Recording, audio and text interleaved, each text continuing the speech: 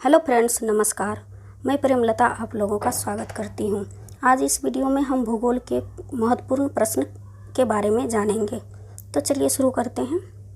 प्रश्न संख्या 1, निम्नलिखित में से ग्रहों में वह कौन सा ग्रह है जिसका कोई उपग्रह नहीं है।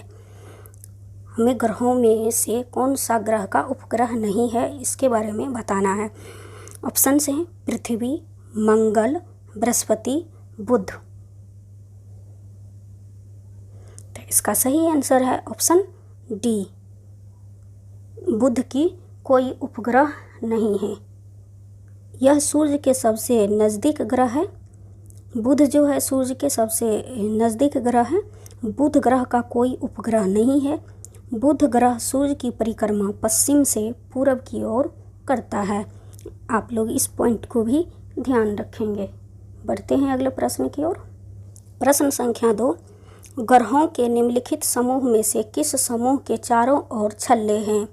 ऑप्शन हैं शनि, वरुण, मंगल, शनि, शुक्र, नेपच्यून, शनि, शुक्र, मंगल, शनि, बृहस्पति, वरुण। तो इसका सही आंसर है ऑप्शन डी, शनि, बृहस्पति, वरुण के चारों ओर छल्ले पाए जाते हैं। तो इसका सही आंसर है ऑप्शन डी। देखते हैं इसके महत्वपूर्ण बिंदु को। बृहस्पति सौरमंडल का सबसे बड़ा ग्रह है। कभी कभी पूछ लिया जाता है कि सौरमंडल का सबसे बड़ा ग्रह कौन सा है, तो बृहस्पति सौरमंडल का सबसे बड़ा ग्रह है। यह सूर्य की दूरी के आधार पर 5वां ग्रह है। इसके चारों ओर छल्ले पाए जाते हैं। शनि ग्रह सौरमंडल में सूर्य के से 6वां ग्रह है। शनि ग्रह सौरमंडल में सूर्य से 6वां ग्रह है। इसका सबसे बड़ा उपग्रह टाइटन है। बृहस्पति का सबसे बड़ा उपग्रह टाइटन है। यह छल्लेदार ग्रह है। बृहस्पति के चारों ओर छल्ले पाए जाते हैं, इसीलिए इसे छल्लेदार ग्रह भी कहते हैं। वरुण ग्रह नेपच्यून, यह सौरमंडल में सूर्य से सबसे दूरी वाला ग्रह है। नेपच्यून जो है यह सौरमंडल में सूर्य से सबसे दूरी वाला ग्रह है। यहाँ पे टाइपिंग मिस्टेक हो गया है। यह सौरमंडल का सबसे ठंडा ग्रह है। वरुण ग्रह जो है सौरमंडल का सबसे ठंडा ग्रह है। इसमें भी छल्ले पाए जाते हैं। तो आप लोग इसे नोट करके रख सकते हैं या स्क्रीनशॉट ले सकते हैं। बढ़ते हैं अगले प्रश्न की ओर। प्रश्न संख्या 3, 180 देशांतर कहलाता है। ऑप्शन हैं प्रधान देशांतर, अंतर्राष्ट्रीय तिथि रेखा, ग्रीनविच रेखा, भूमध्य रेखा। 180 देशांतर अंतर्राष्ट्रीय तिथि रेखा कहलाते हैं। देशांतर रेखाएं काल्पनिक रेखा होती हैं। इसकी कल्पना ग्लोब पर समय के निर्धारण के लिए की जाती है। तो देशांतर रेखा कैसी रेखा है? काल्पनिक रेखा है। पृथ्वी 180 अंश पूर्व देशांतर तथा 180 पश्चिम देशांतर में विभाजित होती है।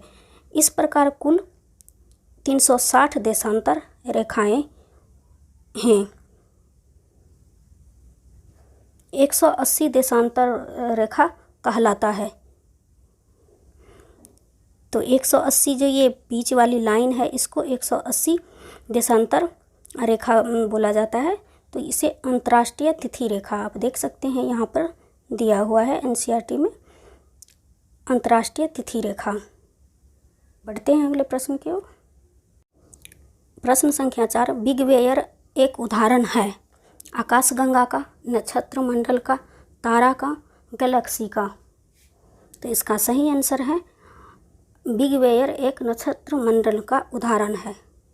तो ऑप्शन बी इसका सही आंसर है। नक्षत्र मंडल के बारे में यहाँ पर कुछ महत्वपूर्ण बिंदु दिए गए हैं। रात्रि में आसमान में विभिन्न तारों के समूह द्वारा बनाई गई विविध आकृतियों को नक्षत्र मंडल कहा जाता है। कभी कभी एग्जाम में यहाँ ये पूरा पॉइंट दे देते हैं ये तीनों, और एक गलत दिया जाता है जिसको हमें गलत पूछा जाता है। तो उसको छांट करके हम आसानी से इस प्रश्नों का उत्तर दे सकते हैं। उर्सा मेजर या बिग बेयर इसी प्रकार का एक नक्षत्र मंडल है। सप्तऋषि तारा यह 7 तारों का समूह है। बढ़ते हैं अगले प्रश्न की ओर। प्रश्न संख्या 5, पुच्छल तारा की पूछ की दिशा सदैव होती है। पुच्छल तारे की पूछ की दिशा सदैव होती है। ऑप्शन है सूर्य की ओर, सूर्य से दूर, उत्तर पूर्व की ओर, दक्षिण पूर्व की ओर।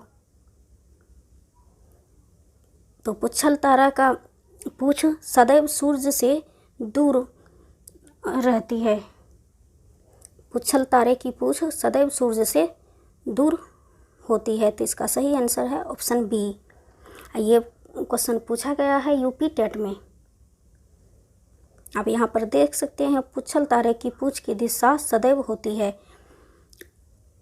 ये 2017 में पूछा गया प्रश्न है। बढ़ते हैं अगले प्रश्न की ओर। प्रश्न संख्या 6, क्षुद्र ग्रह किसकी कक्षाओं के बीच पाए जाते हैं। ऑप्शंस हैं शनि और बृहस्पति, पृथ्वी और मंगल, मंगल और बृहस्पति, वरुण और शुक्र। तो क्षुद्र ग्रह मंगल और बृहस्पति ग्रह के बीच पाए जाते हैं। इसका सही आंसर है ऑप्शन सी। देखते हैं मुख्य बिंदुओं को। तारों, ग्रहों एवं उपग्रहों के अतिरिक्त असंख्य छोटे पिंड भी सूर्य के चारों ओर चक्कर लगाते हैं। यह पिंडों को क्षुद्र ग्रह कहा जाता है। ये तारों और ग्रहों के बीच छोटे छोटे असंख्य जो पिंड होते हैं सूर्य के चारों ओर चक्कर लगाते हैं, इसी को हम लोग क्षुद्र ग्रह कहते हैं। सामान्यतः क्षुद्र ग्रह मंगल और बृहस्पति ग्रह की कक्षाओं में उपस्थित होते हैं, तो इस हिसाब से इसका सही आंसर था मंगल और बृहस्पति। बढ़ते हैं अगले प्रश्न की ओर। प्रश्न संख्या 7, पृथ्वी अपने अक्ष पर घूमती है। ऑप्शन है पश्चिम से पूर्व की ओर, उत्तर से दक्षिण की ओर, पूर्व से पश्चिम की ओर, दक्षिण से उत्तर की ओर। तो इसका सही आंसर है पृथ्वी अपने अक्ष पर पश्चिम से पूर्व की ओर घूमती है। देखते हैं कुछ महत्वपूर्ण बिंदुओं को। पृथ्वी का अपने अक्ष पर घूमना ही घूर्णन कहलाता है। यह दैनिक गति है। पृथ्वी अपने अक्ष पर पश्चिम से पूर्व की ओर घूमती है। तो घूर्णन, पृथ्वी अपने अक्ष पर जब घूमती है तो उसे घूर्णन कहा जाता है। जब सूर्य के चारों ओर घूमती है तो उसे परिक्रमण कहा जाता है। बढ़ते हैं अगले प्रश्न की ओर। प्रश्न संख्या 8, सौर परिवार का मुखिया कौन कहलाता है।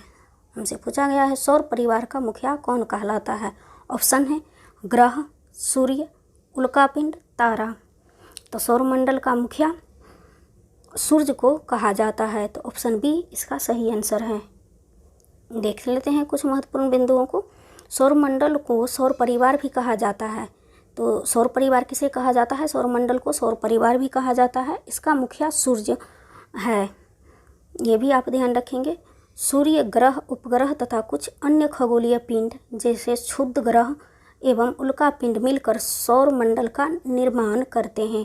तो कभी कभी ये भी क्वेश्चन पूछा जाता है कि क्षुद्र ग्रह, उल्कापिंड मिलकर किसका निर्माण करता है? तो सौर मंडल का निर्माण करते हैं।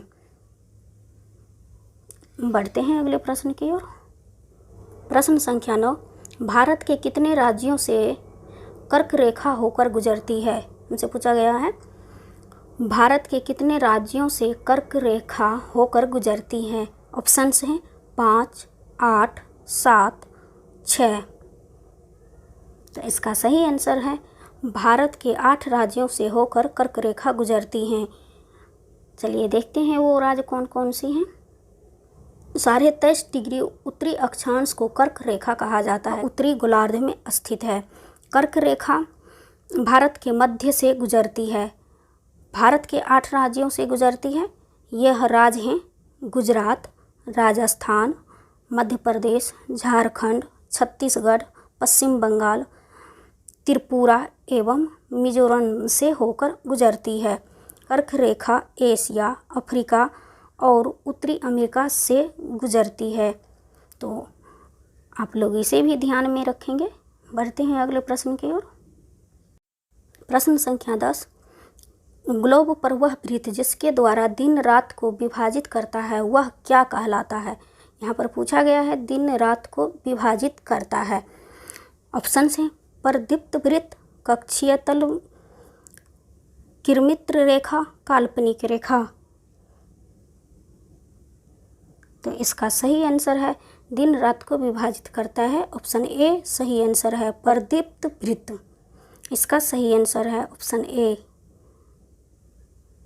आप यहाँ पर देख सकते हैं परिवृत्त वृत्त है तो ये लाइन जो है पृथ्वी को दो भागों में बांट देती है, जिसके कारण दिन रात में ये डिवाइड हो जाते हैं। तो इस हिसाब से इसका सही आंसर है परदीप्ति वृत्त। इसका सही आंसर है वह वृत्त जो दिन रात तथा रात को विभाजित करता है उसे परदीप्त वृत्त कहते हैं। तो हमारा क्वेश्चन कहाँ से बना था, यहीं से क्वेश्चन उठा करके पूछा गया था। पृथ्वी अपने अक्ष पर एक चक्कर पूरा करने में लगभग 24 घंटा का समय लेती है। घूर्णन के समय काल को पृथ्वी दिन कहा जाता है। आप लोग ये भी याद रख सकते हैं, यहाँ पर 3 लाइन दिया हुआ है, एक में ये दे देगा क्योंकि आजकल सीटेट में ऐसे क्वेश्चन डायरेक्ट नहीं पूछा जाता है, ऑप्शन दे दिया जाता है, हमें गलत बताना पड़ता है या कभी कभी सही को चुनना पड़ता है। तो हम डिटेल में पढ़ेंगे तो हम आसानी से उस क्वेश्चनों को कर पाएंगे। तो इस हिसाब से इसका सही आंसर है परदीप्त वृत्त दिन रात को विभाजित करता है। कि वीडियो में हम भूगोल के 10 प्रश्न किए हैं। मिलती हूँ अगले वीडियो में नए प्रश्नों के साथ, तब तक रिवीजन करते रहिए, पढ़ते रहिए। Thank you so much.